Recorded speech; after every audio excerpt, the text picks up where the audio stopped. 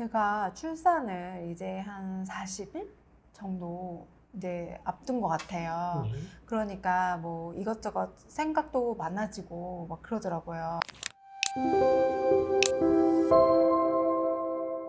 아이 용품을 이제 준비를 하러 베이비 페어에 갔는데 거기 가서 다 하나같이 하는 얘기가 산후조리원 가면은 이걸 뭐 당연하게 지급을 해준다, 거기서 이걸 쓴다라고 저한테 설명을 하려고 했던 것 같아요. 근데 저는 좀 성격상 이게 뭔가 막 짜여진 딱딱 이런 틀 안에서 움직이는 거 되게 싫어하거든요. 그래서 제가 제왕절개를 했기 때문에 어쩔 수 없이 병원에 한 3, 4일은 있었지만 꼭 항상 일주일 입원하라고 하면은 5일째 돼서 제가 뭐 못 견뎌가지고 선생님한테 따로 저 조심할 테니까 퇴원 좀 시켜주세요 하고 퇴원을 하고 했거든요. 그래서 저는 조리원 자체 가는 거에 대해서 상상도 못해요. 내 마음대로 좀 하는 걸 좋아해서 저는 안 가는데 산후조리원을 안 간다고 하니까 되게 네? 뭔가요? 이러면서 되게 의아해하고 그리고 이제 뭐 맘카페나 주변에서도 산후조리원은 필수 코스지 다 이렇게 얘기를 해요. 그리고 만약에 산후조리원에 못 가는 엄마들도 있잖아요. 그럴 수 있죠. 첫째 때문에 못 가거나 그러면은 그런 엄마들이 되게 슬퍼하는 거예요. 나는 제대로 대접을 못 받네. 산후조리원도 못 가네. 이번에 뭐 어떻게 해야 되나 막 이렇게 얘기를 하는데 제 생각에는 출산 후에 좀 많이 움직이는 게 제일 회복에 좀 좋은 것 같거든요. 그렇죠. 근데 아무래도 조리원에 있으면 움직임이 좀 덜 할 거 아니에요. 산후 우울증도 되게 걱정이 많이 되는 부분이거든요. 근데 제 경험에 비춰봤을 때는 약간 타이트한 이런 뭐 생활 그리고 약간 그런 긴장감이 그런 우울증도 약간 좀 없애줄 수도 있을 것 같아요. 제가 찾아보다 보니까 해외에서는요 산후조리라는 개념도 없지만 다 하나같이 그 후기 쓴 걸 보면 아기가 딱 태어나면 제왕절개를 하건 뭘 하건 안기자마자 바로 젖을 물린대요.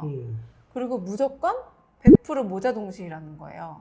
밤에 너무 잠자기가 힘들어서 분유 좀 먹여달라고 부탁을 해도 웬만해서는 잘 안 먹여준다고 하더라고요.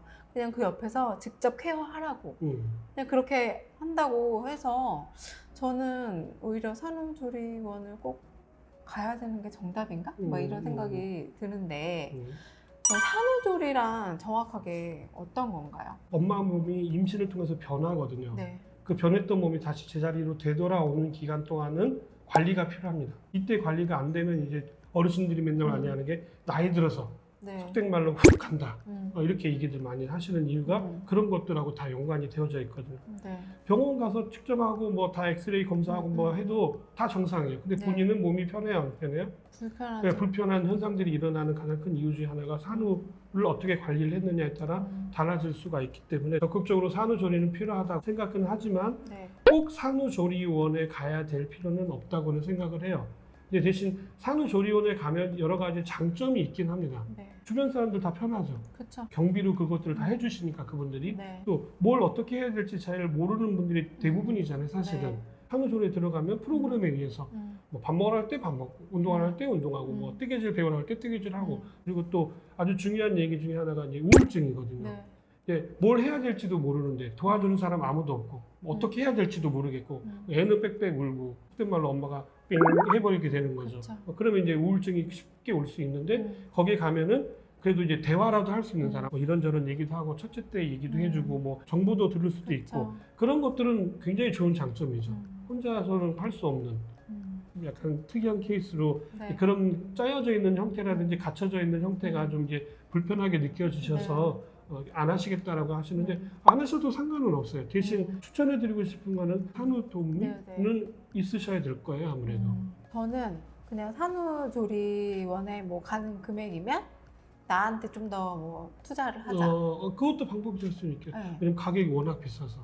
산후조리원을 가도 어쨌든 그냥 먹고 아이 수유 잘하고 뭐 그냥 집안일 안 하는 거잖아요. 그 정도죠. 그렇긴 하죠. 그리고 뭐 특별히 뭐 거기서 뭐 더 해주는 건 마사지? 뭐 그 정도. 산후조리라는 게 그 무거운 거 좀 조심하고 그게 다 아니에요. 몸 그렇죠. 좀 따뜻하게 그렇죠. 하고. 차게 하지 않고. 예. 근데 이제 해외에서는 산후조리라는 개념 자체가 없다고 하더라고요. 예. 찬물로 샤워 막 이런 거는 아니더라도 그냥 일반 식사 그냥 하고 그렇죠. 거기에 이제 단백질 더 추가하고 그리고 애기 이제 나와가지고 집에 가서 3일 뒤부터 본인이 시장도 그냥 보고 요리도 해서 먹고 그리고 한 뭐 일주일 안에 대부분 복귀하는 경우가 많대요. 일로. 일상생활로. 네. 그래서 저는 그런 거 보면서 많은 생각이 좀 들거든요. 저는 첫째, 둘째를 산후조리원을 안 가고 그냥 뭐 둘째 같은 경우는 애가 이제 황달로 들어갔기 때문에 뭐 조리할 새도 없었어요. 한 달 동안 뭐 그냥 바로 그냥 일상생활로 복귀를 해서. 근데 저는 뭐 특별히 어디가 시리거나 관절이 아프거나 막 그러진 않았거든요. 그래서 이 산후조리에 대해서 굉장히 고민이 또 많은 거예요. 셋째니까 뭐 좀 더 제대로 해야 되나 막 이런 생각도 있지만 그게 참 애매한 것 같아요. 뭐 이렇게 너무 조심 하는 것도 맞아요. 저도 개인적으로 너무 조심하는 거는 별로 좋지 않다고 생각하지만 또 너무 조심 안 하는 것도 조금 좋지는 않은 것 같아요. 대신 아이랑 같이 있는 시간들을 많이 갖는 거는 외국 같은 경우처럼 적극 권장할 만하긴 하죠. 언제 겪어야 될 일이고요. 제가 개인적으로 저희 집사람에게 굉장히 감동했던 경우가 있었는데 첫째가 지금 고3이긴 한데 아이를 계속 안고 있더라고요. 그러면서 맨날 짜증은 저한테 다 내더라고요. 그래서 아이 안고 힘들면 아이를 내려놔라. 차라리 나한테 주던지. 근데 아니래요. 자기가 안아야 된대요. 그러면서 했던 얘기가 굉장히 감동적이었어요. 이 아이를 내가 안을 수 있는 시간은 이때밖에 없다라는 거예요. 이 시기에 이 아이를 안을 수 있는 게. 네. 두 번 다시 안 온다는 거예요. 이 아이를 내가 안고 있는 이 행복감을 포기하고 싶지 않다. 그 얘기 들었을 때 제가 너무 감동적이었어요. 그리고 저희 집사람을 제가 다시 봤어요. 그 다음부터 짜증낼 때 괜찮으셨어요? 그렇죠. 그걸 받아줘야죠. 어떻게 해요? 받아주는 게 기분이 나쁘지 않았어요. 솔직하게 말씀드리면 정말로. 산후조리에 대해서 정리를 좀 해주세요. 산후조리는 뭐 한 이 정도 오면은 괜찮다. 뭐 그런 정리를 해주셨으면 좋겠어요. 뭐 산후조리라고 해서 딱 정의되어져 있는 것들은 없기 때문에 해야 된다, 안 해야 된다라는 기준은 사실은 없습니다.